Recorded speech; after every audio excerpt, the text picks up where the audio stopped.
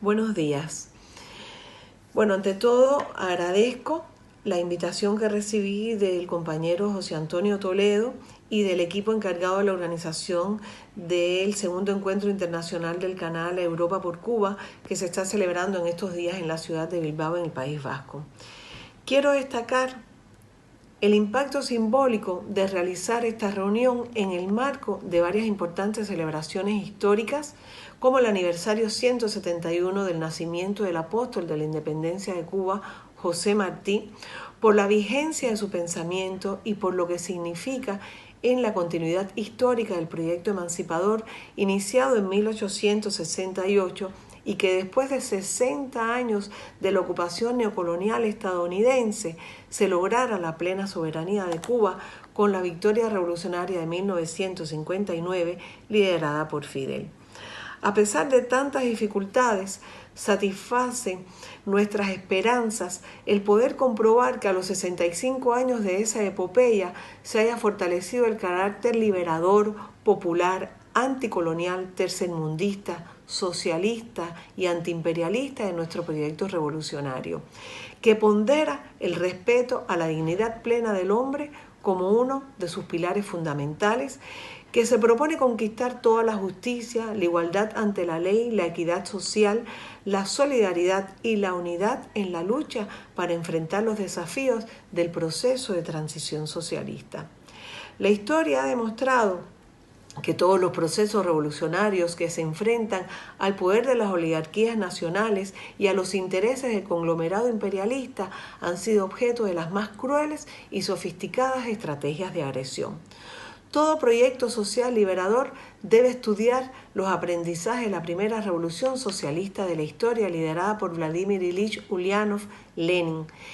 En el centenario de su fallecimiento sigue siendo un referente indispensable para la organización de la lucha revolucionaria contra el capitalismo, incluyendo los procesos de decolonización y descolonización de los pueblos.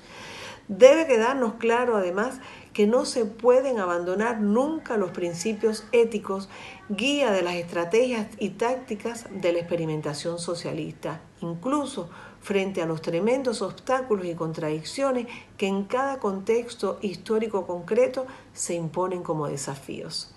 Lenin, al igual que Fidel y tantos otros líderes revolucionarios en todos los continentes, hicieron aportes muy valiosos que debemos estudiar con profundidad y aplicar de manera creativa y rigurosa. Hay que fortalecer los espacios de diálogo popular y la construcción de consensos en los singulares proyectos nacionales de transformación revolucionaria encaminados a la creación de mecanismos de democracia verdadera. Cuba enfrenta colosales campañas de agresión económica, financiera, comercial, ideológica, cultural y comunicacional. Los enemigos de la revolución cubana creen una vez más que es el momento de emprender una ofensiva final para lograr nuestra destrucción. La política genocida de Trump y el continuismo de Biden, combinado con las consecuencias de la crisis económica mundial pospandemia, han creado un escenario económico muy difícil. La arrogancia del imperio y sus acólitos pretenden desconocer las historias de resistencia de los pueblos oprimidos y amenazados. Frente a los traidores y los cobardes se erige una historia con el coraje de mujeres y hombres dispuestos a entregarlo todo. Quien a su patria defender ansía, ni en sangre ni en obstáculos repara, decía José Martí en el poema épico Abdala. Patria o muerte venceremos no es solo una consigna, es una convicción que corre por las venas, que moviliza y une a varias generaciones de nuestro pueblo cuando de defender a la revolución se trata. Hoy la unidad de las fuerzas revolucionarias sigue siendo columna vertebral de nuestra resistencia. La unidad es el arma más efectiva contra las agresiones del imperialismo. La solidaridad internacional de las fuerzas revolucionarias en el actual contexto donde el imperialismo hegemónico desde la Segunda Guerra Mundial ve amenazado su orden injusto, es parte esencial de esa unidad que nos debemos en nuestra lucha por un mundo mejor. Solo esa unidad global de las fuerzas revolucionarias podrá frenar el avance del fascismo, el sionismo, la xenofobia, el racismo y la recolonización de nuestros pueblos. Hoy la defensa de todos los proyectos emancipatorios y antiimperialistas son una prioridad. Y esa unidad y movilización mundial, como pocas veces se ha puesto de manifiesto en los últimos meses para denunciar y combatir el genocidio que contra Palestina cometen los sionistas con el respaldo absoluto de Estados Unidos y la complicidad de la Unión Europea y el Reino Unido. La resistencia de Palestina demuestra las debilidades del imperialismo y el sionismo. Están dando lecciones al mundo y han logrado despertar la conciencia de los pueblos.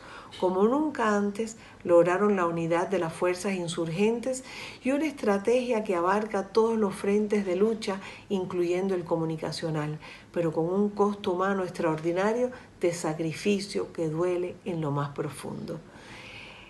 Es el precio que han pagado todos los pueblos del mundo por defender su independencia y el derecho a la libre determinación. La causa de Palestina es la de toda la humanidad. Si salvamos a Palestina, habrá futuro para el mundo. El pueblo de Cuba, firme y solidario, abraza agradecido la solidaridad que recibe de otros pueblos por la lucha incesante contra el arbitrario e ilegal bloqueo impuesto de manera unilateral por el gobierno de los Estados Unidos durante más de 6 décadas, por los sostenidos esfuerzos para que quiten a Cuba de la infame lista de países patrocinadores del terrorismo, cuyo documento ha sido elaborado nada más y nada menos que por los Estados Unidos, el país más terrorista y agresivo de la historia. Por combatir la guerra mediática de la prensa hegemónica al servicio del imperialismo, plagada de mentiras insolentes para adormecer la conciencia de los pueblos y anular el pensamiento crítico. Celebro la reedición en La Habana de la Operación Verdad para articular los esfuerzos del periodismo y la comunicación en clave emancipadora y defender las verdades que intentan secuestrar y tergiversar. También celebro la iniciativa de Sudáfrica de acusar ante la Corte Internacional de Justicia a Israel por genocidio, una iniciativa apoyada por Cuba y otros estados. Quiero resaltar la admiración que siento por las diferentes fuerzas del eje de resistencia que están enfrentando las agresiones imperialistas, consagrando sus vidas por la causa palestina y en apoyo a su heroica resistencia. No los voy a nombrar a todos, pero no puedo dejar de resaltar el honroso papel de los hutíes yemenitas. En este momento pido que no olvidemos a Julian Assange y que no se debiliten los esfuerzos necesarios hasta lograr su plena libertad. Y en esta misma línea de enfrentar la guerra comunicacional y luchar por la verdad, quiero recordarles que nuestro querido compañero José Manzaneda enfrentará próximamente un juicio acusado por una de las organizaciones más activas de la contrarrevolución. No permitamos que se penalice injustamente a otro de nuestros valientes compatriotas. Exhorto a todas las compañeras y compañeros que participan en esta reunión a expresar su compromiso con Assange, Manzaneda, otras y otros periodistas, artistas, activistas, políticos e intelectuales que sufren procesos similares. Por la unidad antiimperialista y antifascista de los pueblos, por el socialismo, por la paz mundial, patria o muerte, venceremos. Muchas gracias.